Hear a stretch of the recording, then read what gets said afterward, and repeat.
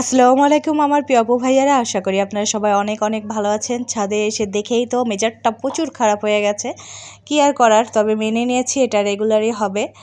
আর যেহেতু সকালবেলা এসেছি, এর জন্য মরিচের পরাগানটা করে নিলাম। আপনারা অবশ্যই করবেন, যদি আপনাদের ফুল পরাগানের অভাবে ঝরে পড়ে তাহলে কিন্তু আর ঝরবে না।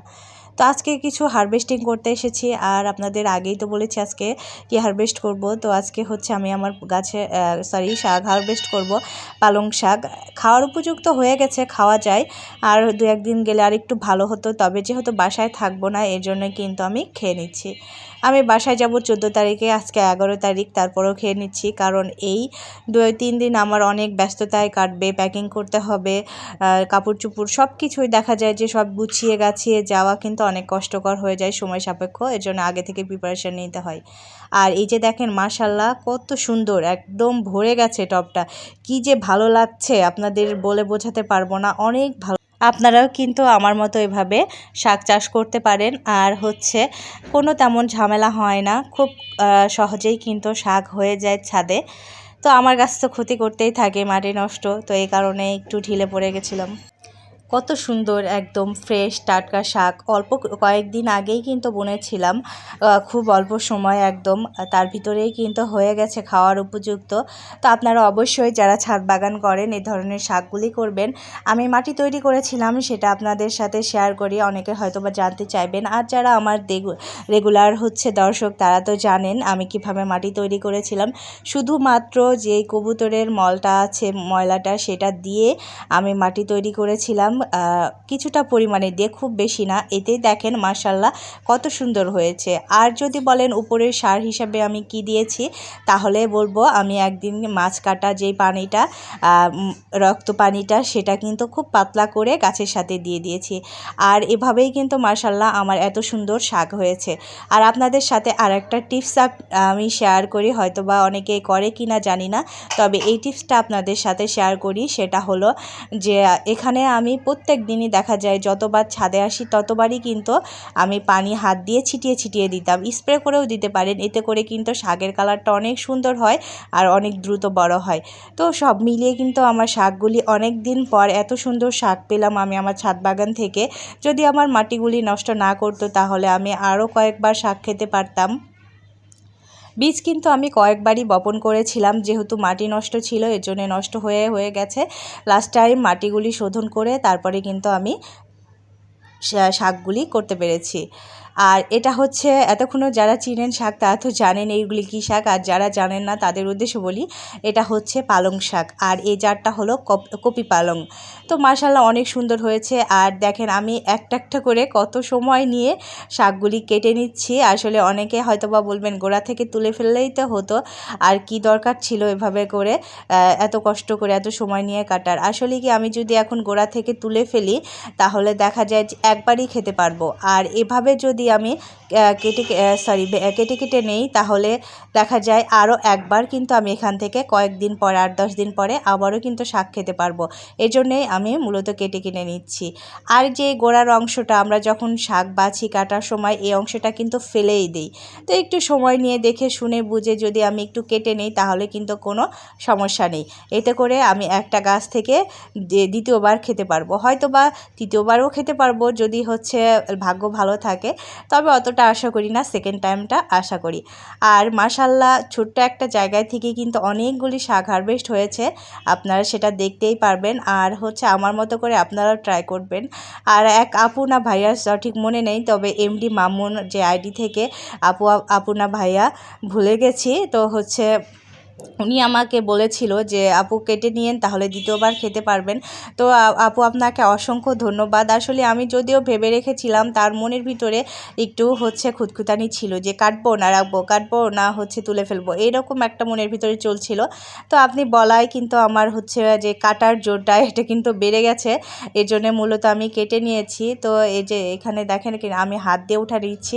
আসলে শাক কিন্তু হাত দিয়ে তুলতে বেশি ভালো লাগে, তবে যেহেতু আমি ডগাটা রেখে দিব দিব, এর জন্য মূলত গোড়াটা রেখে দেবো, এর জন্য কেচি দিয়ে কাটলেই ভালো হচ্ছে। হাত দিয়ে তুলতে গেলে ছিঁড়ে যায়, তারপরে উঠে যায়। তো এইদিকে হচ্ছে মেয়ের দেখলাম, আমি ক্যামেরাটা নিয়ে ও হচ্ছে কাটতে শুরু করেছে। আসলে ছাদে আসতেই চায় না, এতটা অলস, সারাদিন ফোন আর ফোন। পড়াশোনা করে এটা তো করবেই। তো এই আর কি হচ্ছে, বাচ্চারা এখন সব ফোনে নিয়েই ব্যস্ত থাকে। তো ওকে অনেক রিকোয়েস্ট করায়, অনেক বলায়, এসেছে, বলেছি তুমি শাকগুলো কেটে দেবো, তুমি নিয়ে চলে আসবা। তো ওর ভালো লেগেছে দেখে আমি কাটছিলাম, ও ক্যামেরা করছিল, তো এর জন্য মনে হয় কাটছে। তো ভাবলাম আপনাদের সাথে একটু শেয়ার করি, আর আমার যে অন্যান্য কাজগুলি আছে সেটাও একটু শেয়ার করি। আর এই যে বুটের শাক গাছগুলি দেখছেন, এর ভিতরেও কিন্তু বেশ কিছু পালং শাক আছে, সেগুলি আমিও উঠিয়ে নিব। বেশ কিছুই আছে। তো হচ্ছে প্রথমে আমি ভেবেছিলাম পাতাগুলি ছিঁড়ে নিব, তবে অফ ক্যামেরায় আমি কিন্তু ভিডিও করার শেষের দিকে সব যেই গোড়া থেকে উঠিয়ে ফেলেছি, কারণ ওইগুলি কিন্তু আগের বার লাগানো ছিল। তো ওইগুলির একটু খাওয়ার মানে যথেষ্ট সময় হয়ে গেছিলো, এর জন্য মূলত নিয়ে নিলাম। আর দেখেন কতগুলা শাক, এত সুন্দর, কী যে ভালো লাগছে বলে বোঝাতে পারবো না। তো আমার এই ভিডিওটি এই পর্যন্ত কারা কারা দেখেছেন, হচ্ছে কেমন লেগেছে অবশ্যই কমেন্ট করে জানাবেন। আর হ্যাঁ, লাইক দিতে ভুলবেন না। আর যদি খুব বেশি ভালো লাগে থাকে তাহলে অবশ্যই আপনাদের ফ্রেন্ডস ফ্যামিলির সাথে শেয়ার করবেন। আর আপনাদের সাথে তো আমি শেয়ার করলাম কিভাবে আমার এই এত সুন্দর শাকগুলি তৈরি করেছি। আমি আবারও বলে দেই, মাটি তৈরি করার সময় শুধু আমি কম্পিউটারের মল বা পটি যেটাই বলেন না কেন সেটা মিক্স করেছিলাম। তারপর খুব ভালোভাবে মাটিগুলি আর পটিগুলি শুকিয়ে তারপরে বীজ বপন করে দিয়েছিলাম। আর বীজগুলি আমি সারিবদ্ধভাবে দিয়েছিলাম, যার কারণে আলো বাতাস চলাচল করতে পারছে ঠিক মতো, এতে করে শাকগুলি ভালো হয়েছে। আর কাটতেও কিন্তু অনেক সুবিধা হচ্ছে। আর উপরি সার হিসাবে আমি পরবর্তীতে সার আমি কী প্রয়োগ করেছিলাম সেটা আপনাদের সাথে বলি। কোনো রাসায়নিক সার, কোনো জৈব সার করি নাই। তবে একদিনকে আমি মাছ কাটা যেই পানিটা থাকে, প্রথম ধোয়ার মাছ ধোয়ার যেই পানি, লাল একদম রক্ত পানি, ওইটা হচ্ছে একটু পাতলা করে গাছের গোড়ায় দিয়ে দিয়েছিলাম। আর প্রতিদিন আমি কিন্তু পানি স্প্রে বলতে পানিটা হচ্ছে ছিটিয়ে দিতাম, আবার স্প্রেও করতাম। এভাবে করে হচ্ছে আমি শাকটা তৈরি করেছি। তো খুব বেশি সময় লাগেনি, আমার সঠিক টাইমটা মনে নেই। আর এই যে দেখেন মাশাআল্লাহ কত সুন্দর ফুলকপি হয়েছে। আসলে কী যে আনন্দ লাগে এইসব দেখলে। আর ফুলকপিটা আমি ঢেকে রেখেছি কেন জানেন, একদম যেন সাদা ধবধবা হয়, কোনো হচ্ছে হলদে হলদে ভাব না থাকে। তো আপনারা যারা ফুলকপি ছাদে লাগিয়েছেন তারাও কিন্তু এভাবে করে আমার মতো করে ঢেকে রাখতে পারেন। এতে করে ফুলকপির যে কালারটা সেটা কিন্তু অনেক সুন্দর আসবে। আর এদিকে আমি বেগুন তুলতে চলে এসেছি। বেগুন তুলতে এসে দেখি যে আমার লাউ গাছগুলি বেগুন গাছ আর সজনেই আক্রমণ করেছে, ওদের হাত পাও বেঁধে দিয়েছে। তো দেখা যায় সজনেটা একটু চিকন হয়ে যাচ্ছে। আর বেগুন গাছে যদি উঠে যায় লাউ ডোগা, তাহলে কিন্তু বেগুন গাছ দুর্বল হয়ে যাবে ছায়াতে, এর জন্য ওদের সরিয়ে দিচ্ছি। আর কত সুন্দর ডোগা, একদম মাশাআল্লাহ, একদম এত মোটা মোটা কচি কচি দেখে কিন্তু খেতে ইচ্ছা করে। কি বলেন আপনারা, এইরকম ডোগা দেখে খেতে ইচ্ছা করে না? তো এই যে আমি কিন্তু এখানে ছুটিয়ে দিলাম, আর ওই জায়গাটা কিন্তু একটু চিকন হয়ে গেছে। আর মাশাআল্লাহ সজনে কিন্তু অনেক ধরেছে। কয়েকদিন আগেই তো করেছিলাম, ভিডিও শেয়ার করেছি যে 70টা প্লাস ছিল। আশা করি এখন আরও পরিমাণে বেড়ে গেছে, কারণ ফুল অনেক ছিল, ছোট ছোট অনেক ছিল, সেগুলি তো আর গোনা হয় নাই। আর এই দিকে দেখেন আলিফ কি আকাম করছে, পুরো শরীরটা ভিজিয়ে ফেলেছে। ওর এমনিতেই ঠান্ডা, তো ওকে মারতে যাচ্ছিলাম, ও মুখ লুকিয়ে নিয়েছে, এই কারণে আর ওকে মারলাম না। এদিকে ডোগাটাও ঠিক করে দিলাম। আসলে এদের একটু না দেখাশোনা করলে হয় না। তো আমি একটা ডোগায় একটু ভালো করে খেয়াল করে দেখলাম, খুব ছোট একটা লাউ চলে এসেছে, খুব ছোট, মানে এখন মাত্র ডোগাটা বের হচ্ছে, সেই ডোগাতেই কিন্তু লাউ আছে। এই যে দেখেন কত ছোট্ট একটা ডোগা, এখানে একটা ছোট্ট বাচ্চা লাউ দেখা যাচ্ছে, একেবারে ছোট্ট। হয়তো আপনারা ভাববেন এটা কীভাবে করে দেখে। আসলে আমার হাজব্যান্ডও বলে তুমি ডাল তুলে পাতা উল্টিয়ে দেখো, এগুলি কিন্তু ঠিক না। তবে আমার কিন্তু খুব ভালো লাগে, আনন্দ লাগে। জানি না এগুলি পরাগান করতে পারবো কিনা, কারণ আমি বাসায় থাকবো না, 14 তারিখে চলে যাব, হয়তো আবার 24 তারিখে আসবো, জানি না কি হবে। তো ফাইনালি এবার লাউ গাছগুলি ঠিক করে আমি বেগুন তুলতে চলে এসেছি। আর 2 দিনে দেখেন মাশাআল্লাহ কত সুন্দর বড় হয়ে গেছে। আর ফলের পরিমাণ যদি গাছে কম থাকে তাহলে কিন্তু ফলের সাইজটাও বেড়ে যায়। তো আজকে 3টা বেগুন আছে গাছে, 3টা বেগুনই তুলে নিব। বাসায় না থাকার কারণে কিন্তু সবগুলি তুলে নিচ্ছি, না হলে 1টা 2টা যতটুকু প্রয়োজন ততটুকুই তুলতাম। আর এই বেগুনটা একটু ছোট আছে তুলনামূলক, তারপরেও তুলে নিলাম।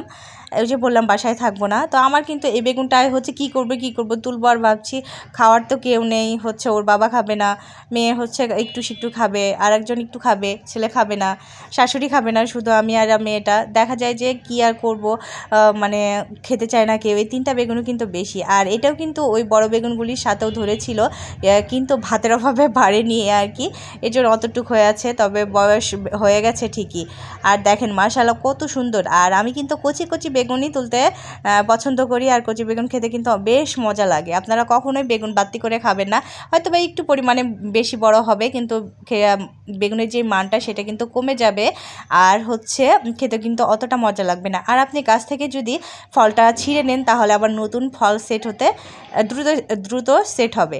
এ আর কি, দেখা যায় যে আপনি যদি একটু কচি কচি খেয়ে নেন অনেক বেশি ফলন পাবেন। আর এদিকে দেখেন ওদের হচ্ছে বলে বলে আলিফও এখানে কিছু কাটছে, তো যা হোক দুইজনে মিলে এতটুকু শাক কাটতে পারেনি, ওদের আর সহ্য হচ্ছে, মানে কাটার ধৈর্য কুলাচ্ছে না, এই জন্যে আমি লাস্টে কেটে নিলাম। তবে অনেকক্ষণ আগে এসেছি ছাদে, আর হচ্ছে ওদের জ্বালাই মেজারটাও খারাপ হয়ে গেছে, মেয়ে অলরেডি চলে গেছে ড্রাগনের কাটার গুঁতো খেয়ে, মানে রক্ত বের হয়ে গেছে, এত জোরে আঁচড় লেগেছে।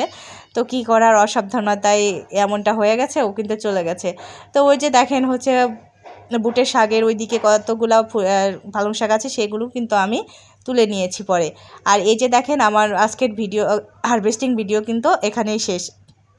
কেমন লেগেছে অবশ্যই কমেন্ট করে জানাবেন। আর আবারও বলছি, খুব বেশি যদি ভালো লেগে থাকে তাহলে অবশ্যই শেয়ার করে দিবেন। আপনাদের একটা শেয়ার কিন্তু অনেকের উপকারে আসতে পারে। আর অবশ্যই হ্যাঁ, লাইক দিতে ভুলবেন না। আজকের মতো এ পর্যন্তই, দেখা হবে অন্য কোনো ভিডিও নিয়ে। আসসালামু আলাইকুম।